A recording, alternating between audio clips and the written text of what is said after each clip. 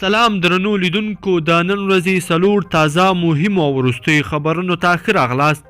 لومړی خبر، امرالله ثاني نن ورځ بیا پر خپل فیسبوک پاڼه لیکلی دي چې هیڅ نظامی شخص ته اجازه نشته چې په نظامی لباس کې میلمستیا او چکر ته ولاړ شي.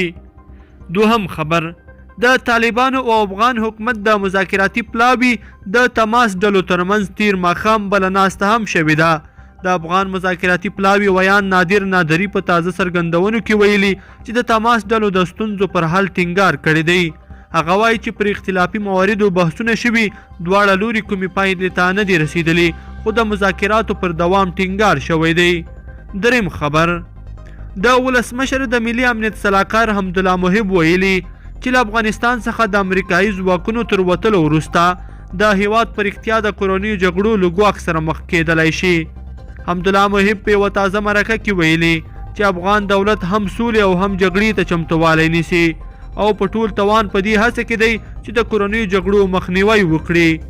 څلورم خبر، د ملي مصالحې د عالي شورا مشر عبدالله له ایراني چارواکو سره تر کتنې وروسته تیره شپه هیواد ته راستون شوی دی. د عبدالله ویان ویلي نږدې راتلونکي کې به نوموړی ازبکستان او چین ته هم رسمي سفرونه وکړي تر څو د افغان سولې لپاره سیمه ییزه ملاتړ پیاوړی کړي. لیدونکو په دې هیله چې د نن ورځې دا څلور خبرونه به مو راسره تر پایه پورې لیدلي وي. که مو دا ویډیو خوښه شوې ویډیو لایک کړئ د سره او چینل سبسکرایب کړئ. تر بیا ښه وخت.